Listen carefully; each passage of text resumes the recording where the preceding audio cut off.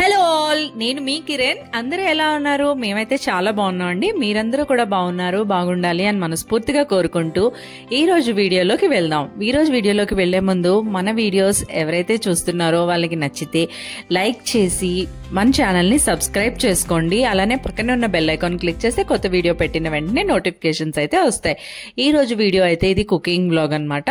నేను వెజిటేబుల్ బిర్యానీ చేశాను. ఆ వెజిటేబుల్ బిర్యానీ తక్కువ మసాలాలతో ఎలా చేశాను అన్నది నాతో పాటు మీరు కూడా చూసి ట్రై చేయండి. దీనికోసం నేనైతే ఒక 1.5 గ్లాస్ ఆఫ్ బాస్మతి రైస్ తీసుకొని కొంచెమే మసాలాలు, ఎక్కువ మసాలాలు తీసుకోకుండా అల్లం, వెల్లుల్లి, ఎండు కొబ్బరి, జీలకర్ర, సోంపు, అలాగే స్టార్ అనాస్, లవంగాలు, ఎలాచీ తీసుకొని వీటిని మెత్తగా కావాలంటే మెత్తగా కూడా పేస్ట్ లాగా చేసుకోవచ్చు. నాకైతే తింటున్నప్పుడు ఆ కొబ్బరి తగిలితే చాలా ఇష్టం. అందుకోసం అని చెప్పి నేను కొంచెం బరకగా బ్లెండ్ చేసుకున్నాను. ఈ మసాలాని రెడీ చేసుకుని మనకు కావాల్సిన వెజిటేబుల్స్ చూస్ చేసుకోవచ్చు. పక్కన పెట్టుకున్నాను. ఇప్పుడు నాకు కావాల్సిన వెజిటేబుల్స్, నా ఫేవరెట్ వెజిటేబుల్స్ అన్నీ కూడా నేను చూస్ చేసుకున్నాను. ఆనియన్, క్యారెట్, బీన్స్ అండ్ బఠానీ, స్వీట్ కార్న్. ఇప్పుడు కుక్కర్లో చేస్తున్నాను. నేనైతే కుక్కర్లో ఒక స్పూన్ నెయ్యి వేసి దాని తర్వాత కొంచెం ఆయిల్ కూడా వేసాను. ఆయిల్ వేసి ఇందులోకి పెద్ద ఎలాచీ ఉంటుంది కదా, బ్లాక్ కలర్లో ఎలాచీ, అలాగే స్టార్ ఎనాస్, ఇంకా కొంచెం లవంగాలు, ఒక ఎలాచీ తీసుకున్నాను. గ్రీన్ కలర్ ఎలాచీ తీసుకొని ఇవి కొంచెం చిటపట్లాడాక ఒక 4 మిరపకాయలు, ఎందుకంటే మేము కారాలు కూడా కొంచెం తక్కువే తింటాము, అందుకోసమని మిరపకాయలు తక్కువే, మసాలాలు కూడా తక్కువే. ఇవి వేడైన తర్వాత ఇవన్నీ చిటపట్లాడిన తర్వాత ఉల్లిపాయలు వేసి బాగా కలుపుకోవాలన్నమాట. కొంచెం ఉల్లిపాయలు బాగా మగ్గాయి అని అనుకున్నప్పుడు మనం మగ్గడానికి కూడా కొంచెం సాల్ట్ వేయాలి. కొంచెం సాల్ట్ వేస్తే ఏమవుతుంది అంటే తొందరగా మగ్గిపోతాయి అన్నమాట ఉల్లిపాయలు అనేవి.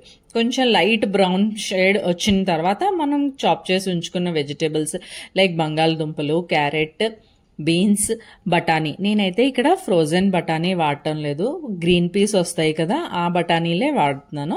అందుకోసం అని చెప్పి ఇప్పుడు మనం ఎప్పుడైతే కూరగాయలు ఫ్రై చేస్తామో అప్పుడే మనం వాటిని కూడా వేసేసి ఫ్రై చేయాలన్నమాట. కొంచెం మగ్గుతాయి. ఇవన్నీ వేసుకొని కొంచెం బాగా కలుపుకోవాలి. సాల్ట్ వేసుకొని కలుపుకుంటే ఏమవుతుంది అంటే కూరగాయలన్నీ బాగా మగ్గి దాంట్లో ఉండే పచ్చివాసన పోతుందన్నమాట. కొంచెం పచ్చివాసన పోయినంత వరకు ఫ్రై చేసుకుంటే చాలు. కొంచెం సాల్ట్ వేసి కలుపుకొని మూత పెట్టేసుకోవాలి. మూత పెట్టుకుంటే ఏమవుతుంది, తొందరగా మగ్గుతాయి అన్నమాట. కూరగాయలు అనేవి తొందరగా మగ్గుతాయి. ఇవి మగ్గే లోపల కూడా మనం మసాలాను అనేది రెడీ చేసి పెట్టుకోవచ్చు పక్కన.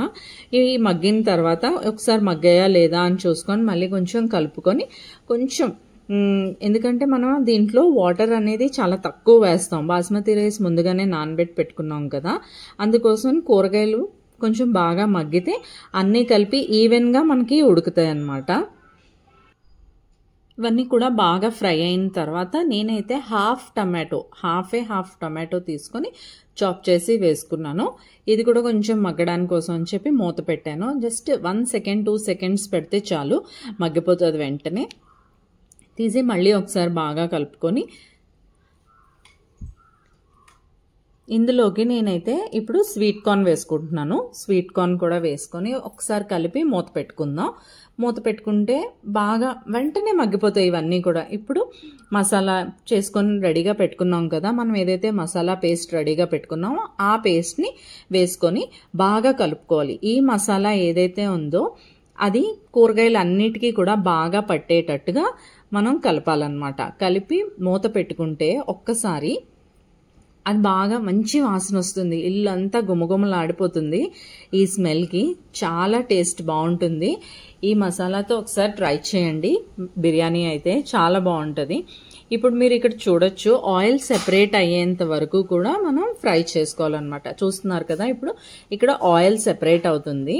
అలా మనకి అంటే అలా సెపరేట్ అవుతున్నప్పుడు ఏమవుతుంది అంటే మంచి స్మెల్ అనేది వస్తుంది అనమాట. బాగా మనకు అప్పుడు అర్థమైపోతుంది కూరగాయలు అన్నీ బాగా కుక్ అయ్యాయి అని కూడా తెలిసిపోతుంది. నేను తీసుకున్నది 1.5 గ్లాసే రైస్ తీసుకున్నాను కదా, దానికి నేను 2 ఫుల్ గ్లాస్ వాటర్ తీసుకొని ఇంకో 1 గ్లాస్లో 3/4 పార్ట్ వరకే వాటర్ తీసుకొని వేసాను అనమాట. ఎందుకంటే మనం బాస్మతి రైస్ నానబెట్టి ఉంచాం కదా, మరి ఎక్కువ వాటర్ పోసేస్తే పేస్ట్లా అయిపోతుంది బిర్యానీ కాస్త. ఈ స్టేజ్లో మనం సాల్ట్ని చెక్ చేసుకొని ఒకవేళ సరిపోతే ఇక్కడే మనం అడ్జస్ట్ చేసుకోవాలన్నమాట సాల్ట్ని. ఇంకా కొంచెం ధనియాల పౌడర్ వేసాను. కావాలి మీ దగ్గర ధనియాలు ఉంటే మనం ముందుగా మసాలా చేసుకున్నాం కదా, ఆ మసాలాతో పాటే ధనియాలను కూడా పేస్ట్ చేసుకోవచ్చు. ధనియాలు లేవు అని అనుకుంటే ఈ స్టేజ్లో ధనియాల పౌడర్ వేసుకోవచ్చు. ఇప్పుడు చూసారా వాటర్ బాగా బాయిల్ అవుతున్నప్పుడు మనం నానబెట్టి ఉంచుకున్న రైస్ని, బాస్మతి రైస్ని వేసుకోవచ్చు అనమాట. లేదు నార్మల్ సోనా మసూరి రైస్ ఇంట్లో డైలీ వాడుకునే రైస్తో చేసుకుంటాము అంటే 1 గ్లాస్ రైస్ తీసుకుంటే 2 గ్లాస్ ఆఫ్ వాటర్ తీసుకొని కుక్ చేసుకోవచ్చు మనం ఈ బిర్యానీ అనేది. చక్కగా బాగా కలుపుకొని ఆ ఫ్లేవర్స్ అన్నీ కూడా రైస్కి కూడా పట్టేటట్టుగా యాడ్ అదే కలుపుకొని అందులో ఇప్పుడు ధనియా పౌడర్ వేసేసాం కదా, ఇప్పుడు ధనియా పత్తా, కొత్తిమీర వేసి అలాగే ఈ స్టేజ్లో కొంచెం లెమన్ జ్యూస్ వేసుకోవాలన్నమాట. నిమ్మకాయ పిండుకుంటే ఏమవుతుంది అంటే రైస్ అనేది పొడి పొడిగా వస్తుంది, చాలా టేస్ట్ బాగుంటుంది కూడా, టేస్ట్ కూడా చాలా టేస్ట్ బాగుంటుంది. సో ఈ స్టేజ్లో మనం పెట్టేసాం కదా, మొత్తం అంతా రెడీ అయిపోయింది. వాటర్ వేస్తాం, సాల్ట్ అడ్జస్ట్ చేసుకున్నాం. ఇంక ఇక్కడ కుక్కర్ మూత పెట్టి విజిల్ పెట్టి ఓన్లీ 2 విజిల్స్కే మనం ఆఫ్ చేసేయాలన్నమాట. 2 విజిల్స్ వస్తే చాలు. 2 విజిల్స్కి ఆఫ్ చేసేస్తే ఏమవుతుంది అంటే ఆఫ్ చేసి స్టవ్ ఆఫ్ చేసేసిన వెంటనే కూడా మనం కుక్కర్ మూత తీయకూడదు, కొంచెం సేపు అలా వదిలేయాలి దాన్ని. అప్పుడే చూడండి రైస్ అనేది పువ్వులా విడుతుంది, అందులోనే ఉంటుంది టేస్ట్ అంతా కూడా. ఈ బాస్మతి రైస్ ఎప్పుడు కూడా మనం వేడి మీద అస్సలు కలిపేయకూడదు. కలిపేస్తే ఏమవుతుంది అంటే దీని మీద మళ్ళీ నేను ఒక 1/2 స్పూన్ గీనైతే వేస్తున్నాను, నెయ్యిని వేస్తున్నాను. వేసి మళ్ళీ మూత పెట్టేస్తాను అనమాట. ఈ మూత పెట్టడం వల్ల ఏమవుతుంది అంటే ఆ ఫ్లేవర్స్ అన్నీ రైస్కి బాగా పట్టుకొని చాలా టేస్ట్ బాగుంటుంది. మళ్ళీ మూత పెట్టేసుకొని ఒక 2-3 మినిట్స్ ఆగిన తర్వాత మనం ప్లేట్లోకి సర్వ్ చేసుకోవడమే. చేసుకుంటే చూడండి ఎంత పొడి పొడిగా వచ్చిందో బిర్యానీ అయితే. టేస్ట్ అయితే చాలా బాగుంది. ఒక్క స్పూన్ కూడా మిగలలేదు మా ఇంట్లో, మొత్తం ఫినిష్ అయిపోయింది. దీంతో కాంబినేషన్గా నేను పన్నీర్ కూర అయితే వండాను, పన్నీర్ స్వీట్ కార్న్ కూర వండాను. అండ్ పెరుగు ఉండాల్సిందే కదా,